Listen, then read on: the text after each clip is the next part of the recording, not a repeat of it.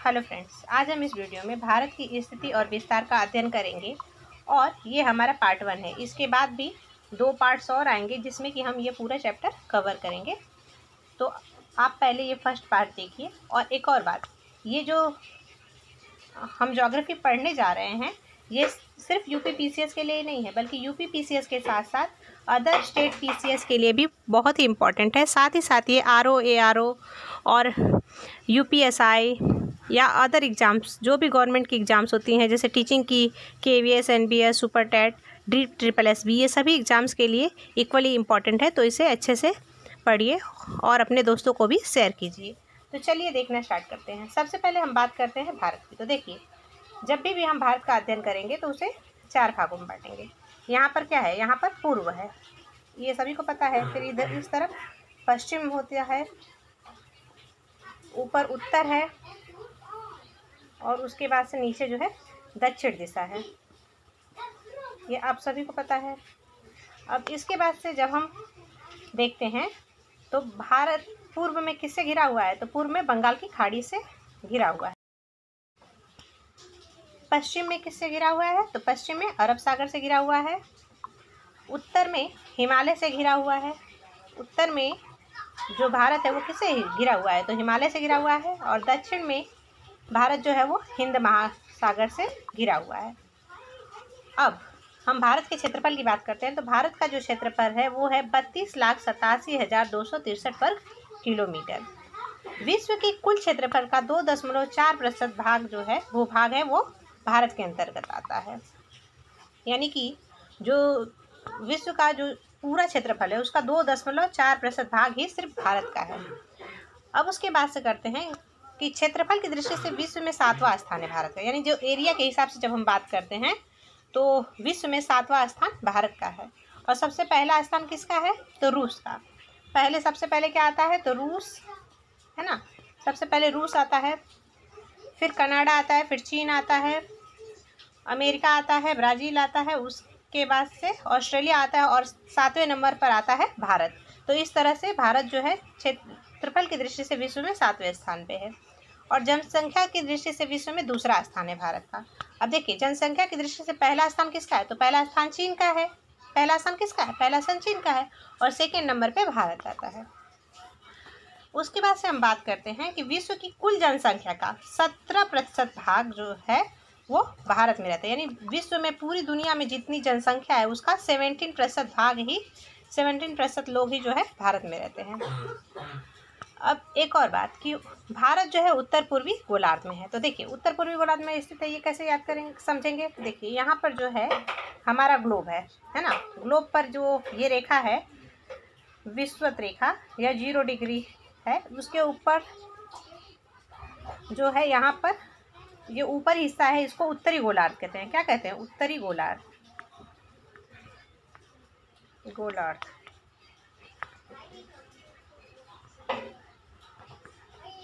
और जो नीचे का हिस्सा है उसको क्या कहते हैं, इधर इस हिस्से को, इसको बोलते हैं दक्षिणी गोलार्ध।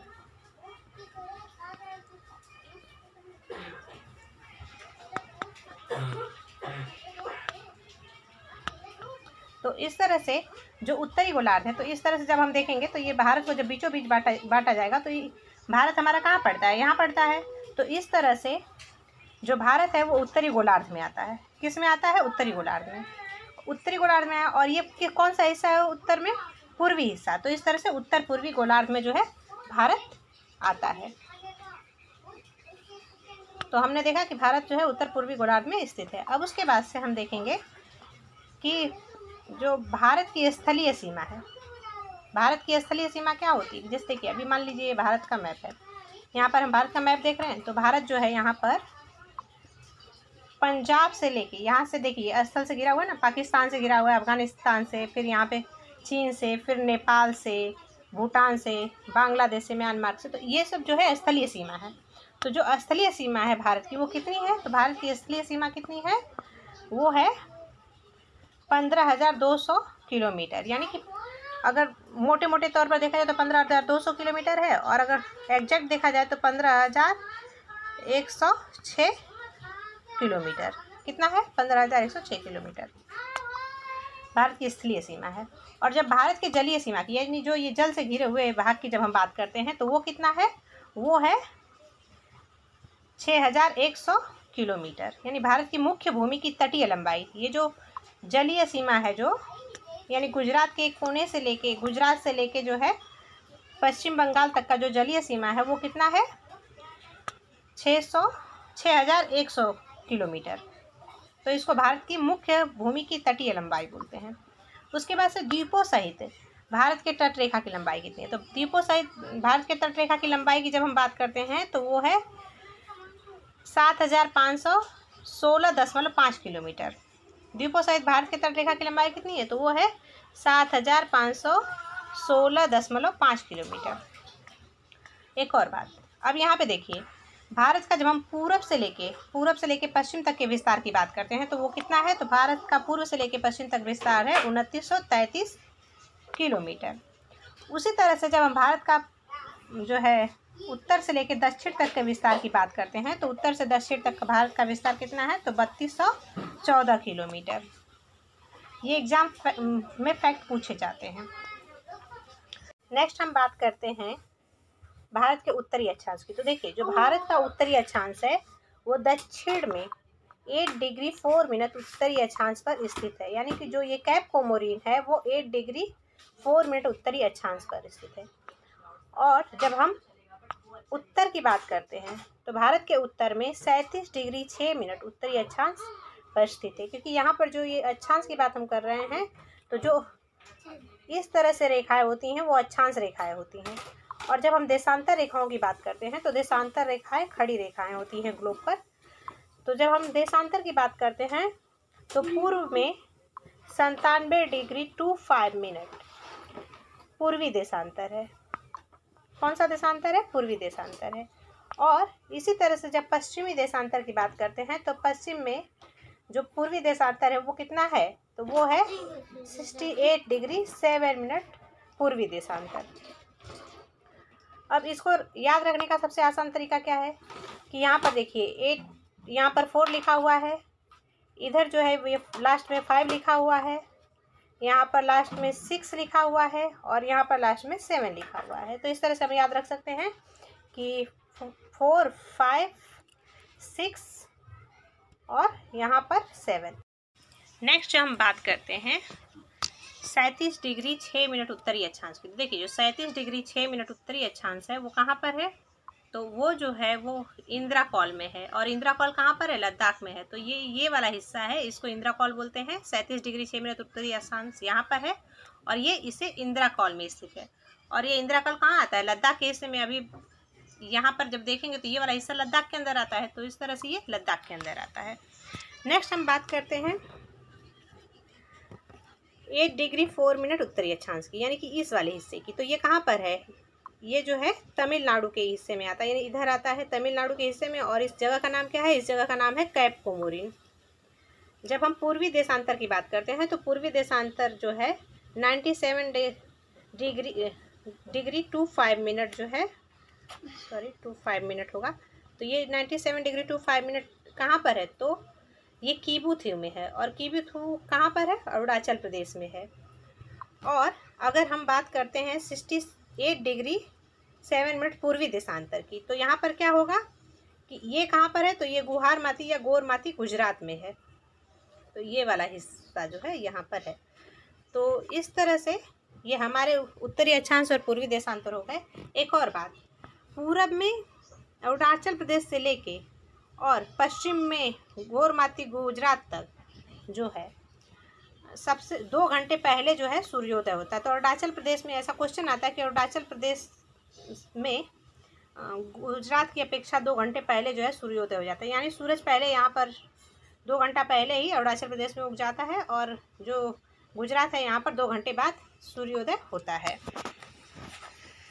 अब नेक्स्ट हम बात करते हैं देखिए मुख्य भूमि की। तो मुख्य भूमि का दक्षिणतम बिंदु 8 डिग्री 4 मिनट उत्तरी अक्षांश कैप कोमोरिन तमिलनाडु में स्थित है। अगर पूछेगा कि मुख्य भूमि का, तो मुख्य भूमि का जो 8 डिग्री 4 मिनट है वो कहाँ पर है, कैप कोमोरिन, तो तमिलनाडु में है। लेकिन एक और क्वेश्चन पूछा जाता है कि सुदूरस्थ भूमि का दक्षिणतम बिंदु, यानी भारत का जो सबसे दूर वाला जो मुख्य भूमि का दक्षिणतम बिंदु है, यहाँ पे मुख्य भूमि नहीं आएगा। देखिए, सुदूरस्थ भूमि का दक्षिणतम बिंदु, यानी भारत का दक्षिणतम बिंदु अगर पूछा जाएगा तो वो 6 डिग्री 4 मिनट जो है इंदिरा पॉइंट यानी अंडमान निकोबार द्वीप समूह के ग्रेट निको द्वीप पर स्थित है। अब देखिए, मान लीजिए यहाँ पर ये भारत खत्म होता है तो यहाँ पर जो है यहाँ पर जो है अंडमान निकोबार द्वीप समूह है, आप सभी को मालूम है। तो ये जो अंडमान निकोबार द्वीप समूह है, यहीं पर जो है ये ग्रेट निकोबार जो ये जगह है, यहाँ पर जो है 6 डिग्री 4 मिनट भारत का जो है दक्षिणतम बिंदु है। तो ये कहाँ पर है? निकोबार द्वीप के ग्रेट निकोबार पर। तो वो बात यहाँ पर बताई जा रही है कि अंडमान निकोबार द्वीप समूह के ग्रेट निकोबार पर स्थित है।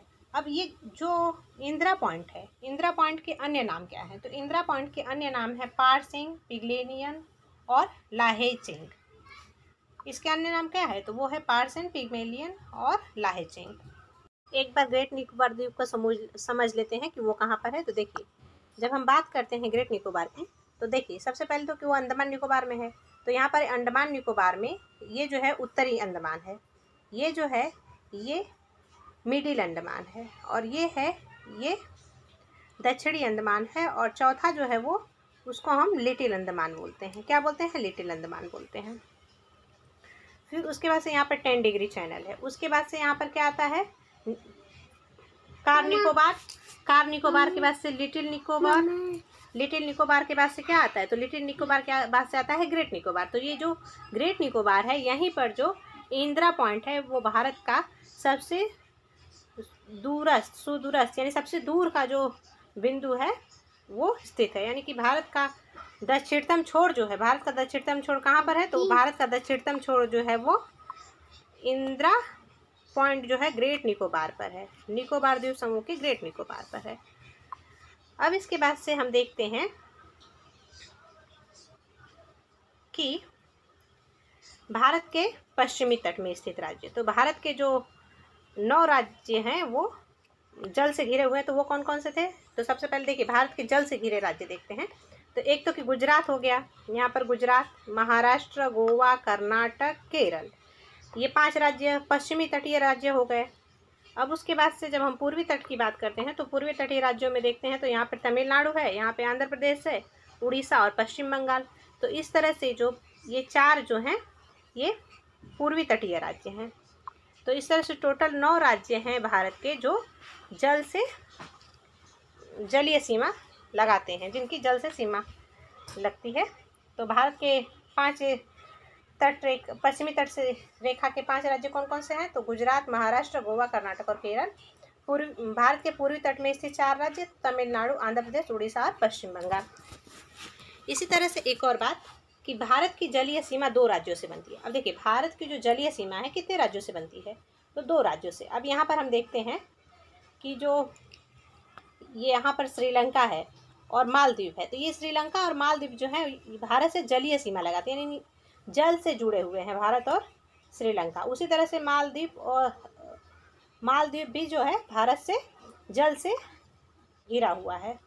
तो ये 2 देश भारत से प्राकृतिक सीमा बनाते हैं। इसके अतिरिक्त जो कृत्रिम सीमा की जब हम बात करते हैं तो कृत्रिम सीमा कौन कौन से राज्य बनाते हैं? तो कृत्रिम सीमा जो है ये 7 राज्य बनाते हैं जो कि भारत के पड़ोसी देश हैं, जैसे कि पाकिस्तान, अफगानिस्तान, चीन, नेपाल, भूटान, बांग्लादेश और म्यांमार। तो ये जो जगहें हैं वो भारत से कृत्रिम सीमा बनाते हैं। तो फ्रेंड्स, इस वीडियो में इतना ही। अगर आप लोग को वीडियो पसंद आई होगी तो इसे लाइक कीजिए, शेयर कीजिए और हमारे चैनल को सब्सक्राइब कीजिए। और हाँ, नेक्स्ट वीडियो में हम कर्क रेखा, मकर रेखा पढ़ेंगे और द्वीपों के बारे में भी